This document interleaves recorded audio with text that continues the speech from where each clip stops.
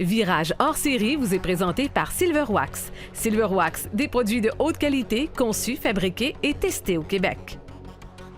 Bienvenue à Virage hors série. Cette semaine, nous avons une émission tranchante comparativement au reste de la série puisque nous allons essayer une voiture électrique sur le circuit de course et pas n'importe laquelle, la Tesla. Et pour en faire l'analyse, nous avons un invité spécial et nous en sommes très fiers, M. Jacques Duval. Et dans un deuxième temps, puisque nous avons deux légendes automobiles avec nous, M. Duval et M. Bienvenu, pourquoi pas leur poser quelques petites questions sur leur carrière.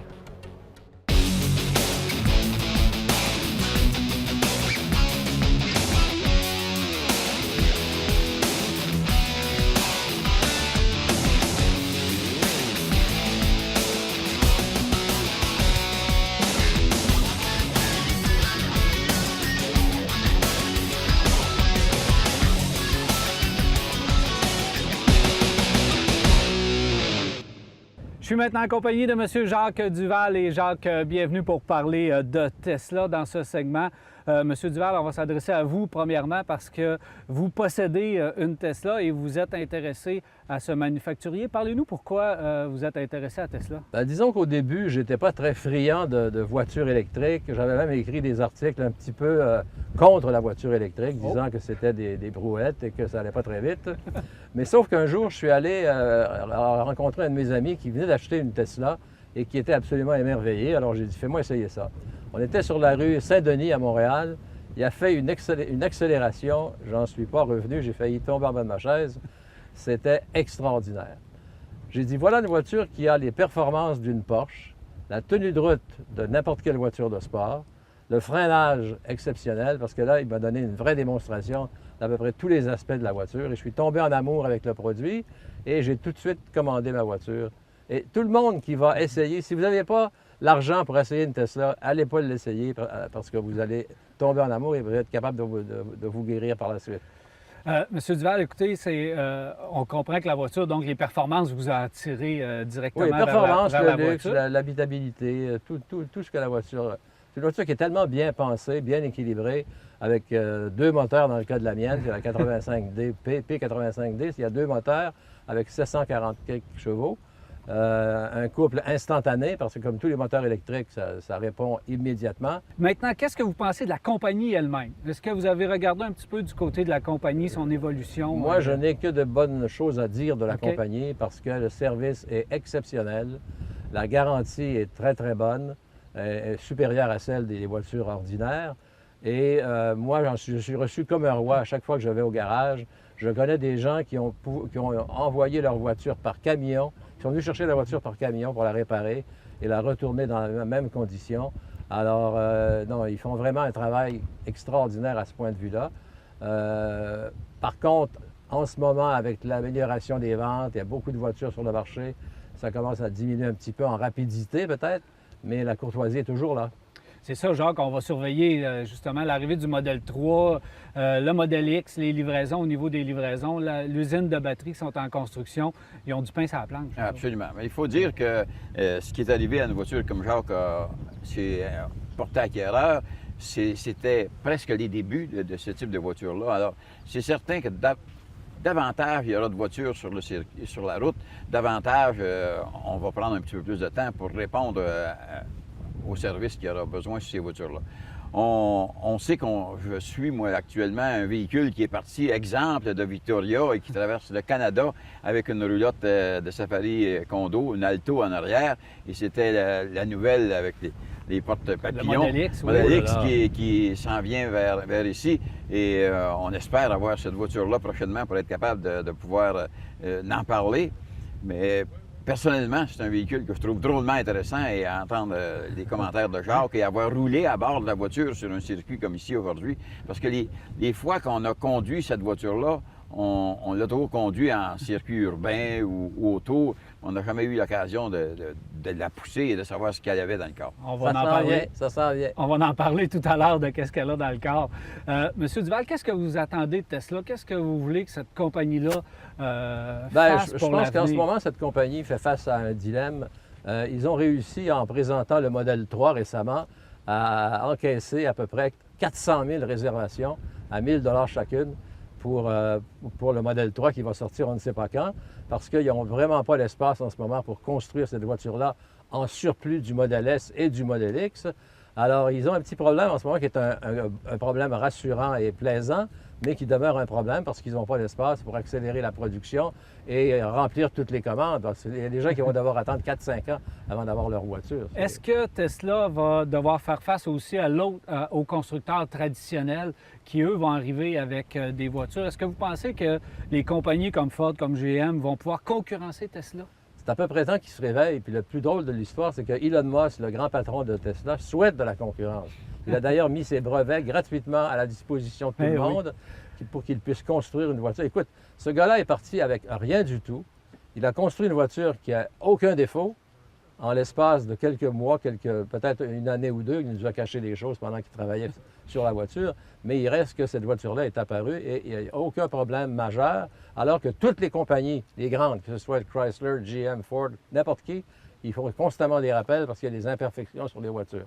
Moi, j'en reviens absolument pas de cette façon, ce succès colossal de Tesla.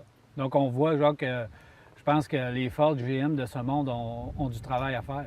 Bien, ils ont du travail à faire sur des voitures qu'ils fabriquent depuis 100 ans. Alors, imagine-toi quand tu arrives avec une voiture électrique qui est là depuis peu d'années. Et même si on travaille sur ces types de voitures-là depuis peut-être 10-15 ans. Alors, il est certain que, selon moi, les manufacturiers qui risquent d'arriver avec des voitures qui vont être concurrentielles, ce sera fort probablement Mercedes qui ont des moyens, qui ont un nom et des moyens. Il y aura fort probablement aussi les BMW ou Audi.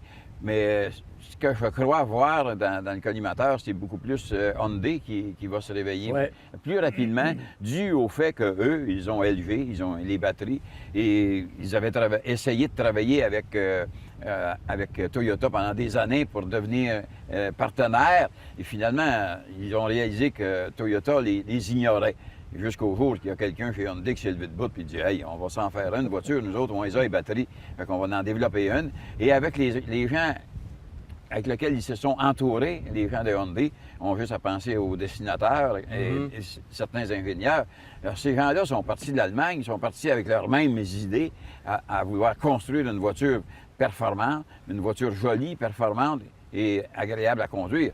Alors, moi, je crois que dans un avenir rapproché, on va avoir une belle compétition qui va y arriver. Pas demain la veille, mais donnons-nous encore 2-3 ans si la vie nous emmène jusque-là.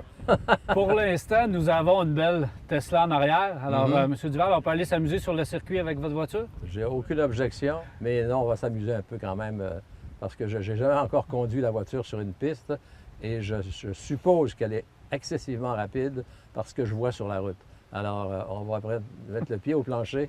On va essayer de vous dire combien ça marche sur une piste. Merci beaucoup. On se revoit tout à l'heure.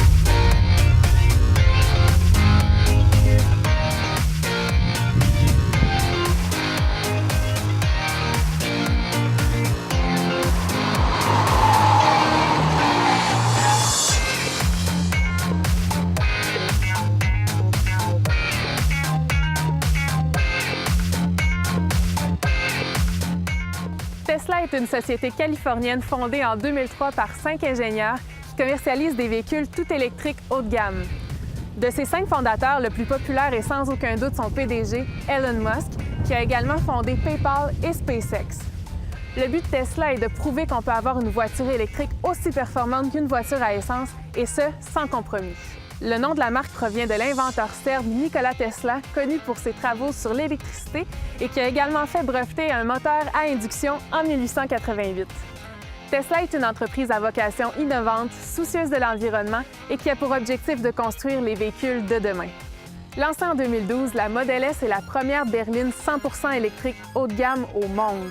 Elle a complètement réinventé le concept de la voiture 4 portes, puisqu'à l'intérieur, on peut loger non pas 5, mais bien 7 occupants. Elle a d'abord été commercialisée avec la série spéciale Signature Performance, produite à seulement 1000 exemplaires. C'est en 2014 qu'on a introduit la traction intégrale et qu'on a ajouté de série la fonction d'autopilotage. Tous les véhicules sont construits à l'usine de Fremont, en Californie, et Tesla prépare présentement ce qui sera la plus grande usine de batteries à lithium-ion au monde.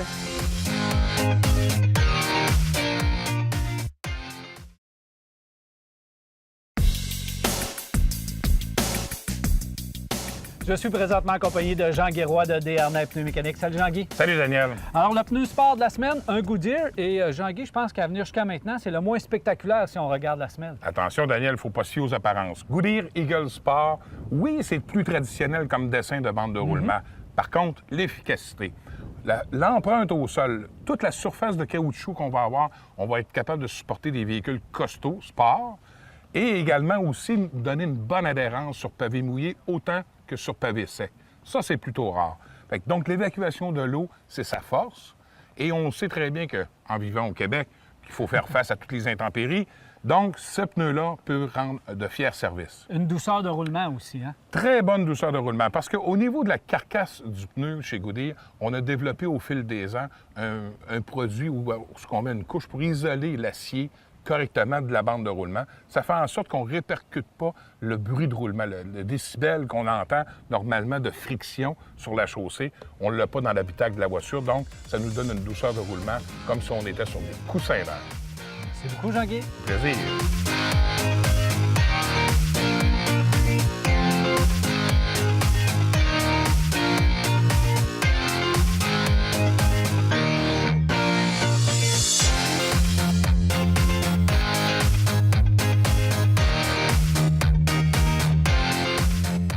Nous sommes de retour en compagnie de M. Duval et M. Bienvenu. On a essayé la voiture sur la piste.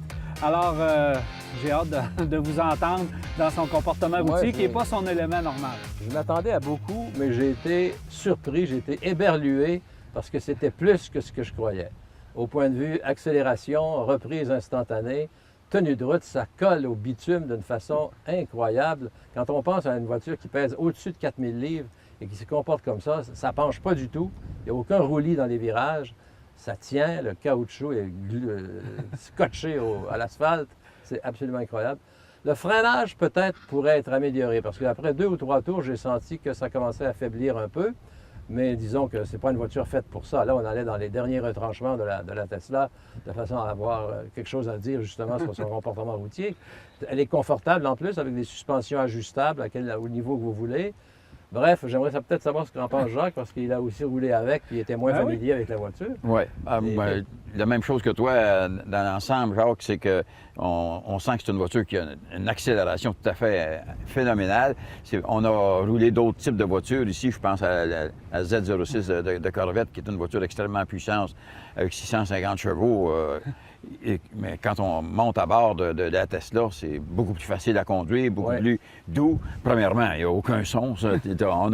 On n'est pas énervé par le son du moteur. C'est différent de ce que vous avez déjà conduit, messieurs. Oui, absolument. C'est une voiture extrêmement agréable et vraiment, la tenue de route est impressionnante.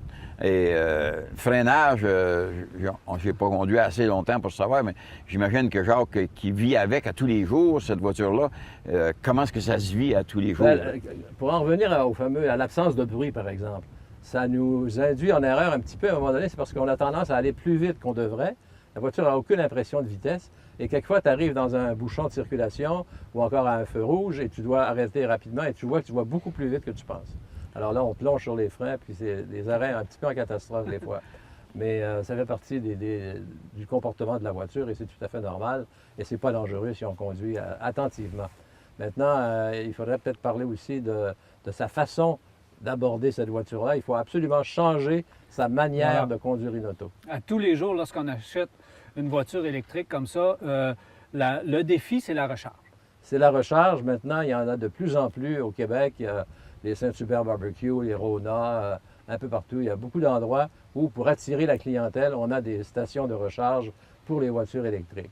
Ça, à mon avis, ça va se répandre de plus en plus, de sorte que d'ici quelques années, on va sans doute pouvoir avoir aucun problème de ce côté-là, aucune angoisse, aucune peur. Il faut que tu planifies ton voyage. Comme là, on est à Montmagny, on retourne à Montréal, donc je vais arrêter à Lévis parce que je sais qu'il y a une borne de recharge assez rapide pour charger la voiture et continuer mon chemin jusqu'à Montréal.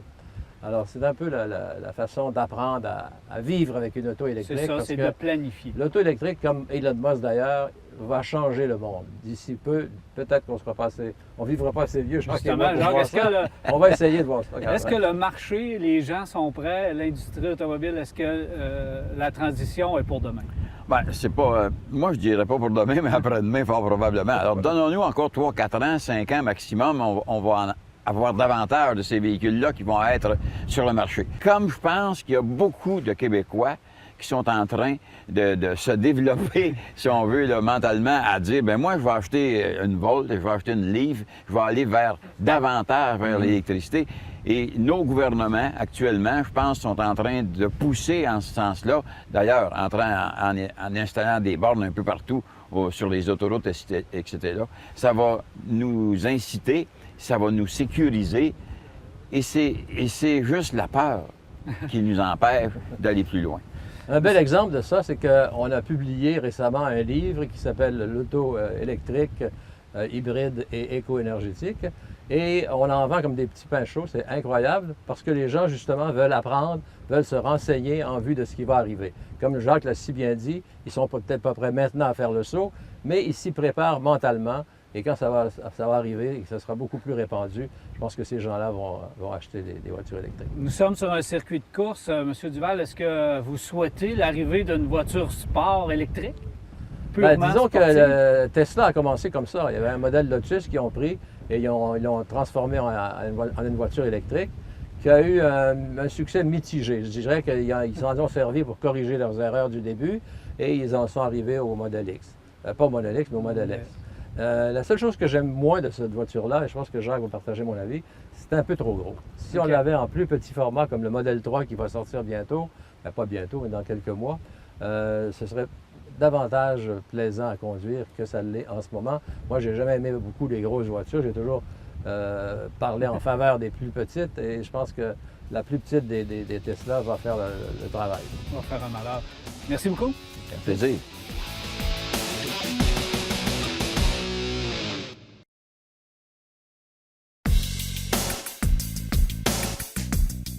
Ce segment d'émission vous est présenté par la Corporation Mobilis. Pour un emploi dans le domaine de l'automobile ou du camion lourd, pensez Corporation Mobilis. Je profite de l'occasion du passage de M. Duval à l'émission Virage hors série pour parler, messieurs, de votre carrière parce que ça fait combien de temps que vous n'êtes pas retrouvés les deux en même temps sur un circuit de course? Tu veux dire être un à côté de l'autre, en train de se bagarrer au lieu de parler seulement? Oui. Ça fait je ne sais pas combien d'années. La dernière course officielle que j'ai faite, j'exclus les courses de démonstration pour les manufacturiers, c'était au circuit de Saint-Eustache avec une Porsche. On avait gagné tous les deux dans 3 heures, je pense, c'est ça? Oui, j'avais une Porsche RSR. À l'époque, on courait dans la série d'endurance Molly Slip.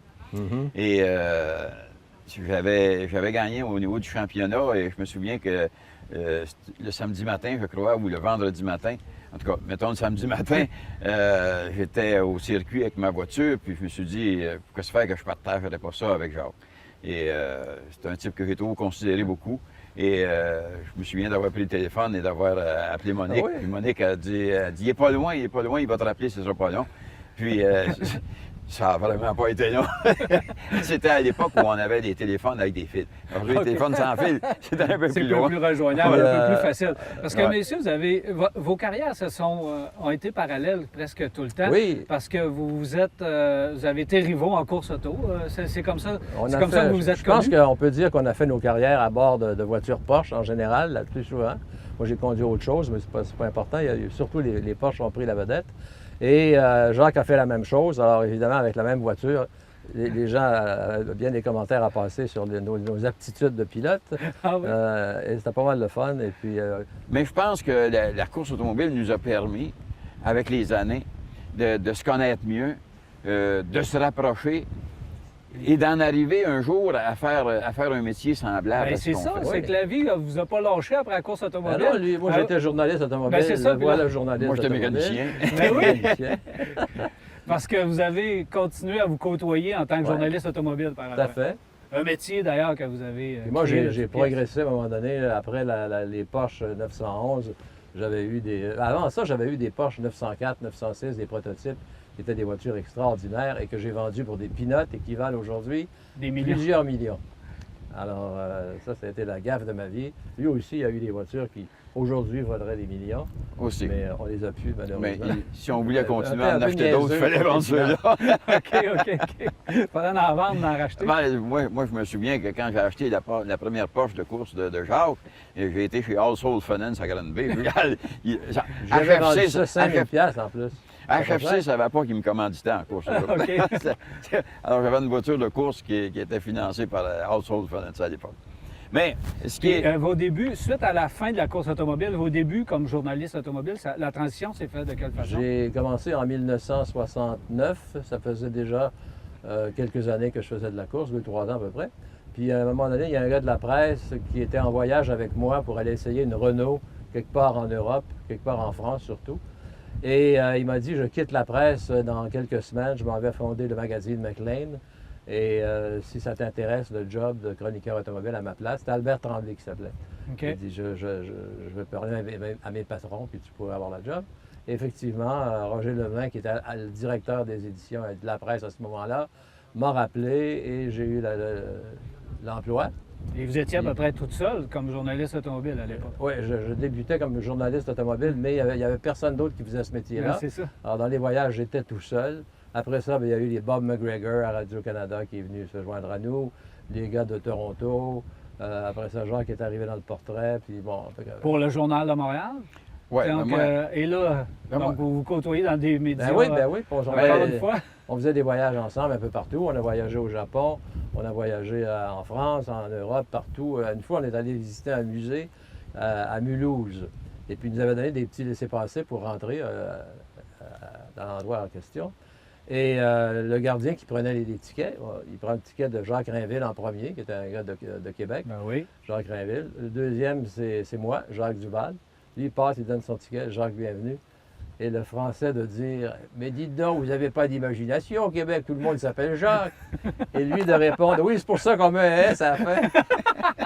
il dit, on ne peut pas en avoir d'imagination. On a été découvert par un gars qui s'appelle Jacques Cartier. Et cette joke-là a fait tout le milieu de la course automobile du journalisme pendant très longtemps. Une chose Oui. Une chose qui est intéressante aussi dans ce qui est arrivé, dans mon cas, Jacques, c'est que pour moi, c'était tracé. Mhm. Jacques a été le gars qui a tracé le chemin dans ce métier-là. Et aujourd'hui, on est je ne sais pas combien qui font ce Ben ouais, travail-là. il y en a une trentaine. Et tout le monde rentre tout dans le même sillon. C'est que tout le monde, ils vont suite à ce que c'est que Jacques avait fait. On a, bien entendu, l'électronique est arrivée, il y a toutes sortes de choses qui s'est ajoutées, mais ça fait toute partie de ce même travail qui avait été débroussaillé. Alex, Parce se passe qu'à aujourd'hui, l'époque, là, c'était pas comme aujourd'hui. Ben non, je peux dire qu'on a vécu, nous, la belle époque de la course automobile parce que tu pouvais, comme amateur, avec un budget raisonnable, faire de la course. Ça coûtait encore pas mal plus cher que d'autres sports, mais il reste que maintenant, c'est devenu inaccessible, complètement inaccessible, parce que les coûts sont faramineux. Alors, c'est pour ça que moi, je dis, on a connu la belle époque, on en parle, on a du fun, on rigole, on regarde nos trophées, on regarde des photos. On découvre toutes les semaines, je découvre quelque chose de nouveau, et puis c'est bien plaisant. Et on Puis oublie... on garde des amitiés aussi qui se terminent jamais. Ben oui, ça a commencé avec la course, le journalisme. Et on oublie que vous avez fait aussi, probablement la première ou dans les premières émissions d'automobile. Oui, la première également. émission qui s'appelait Prenez le volant à l'affiche de Radio-Canada en 1966, ça a duré 8 ans.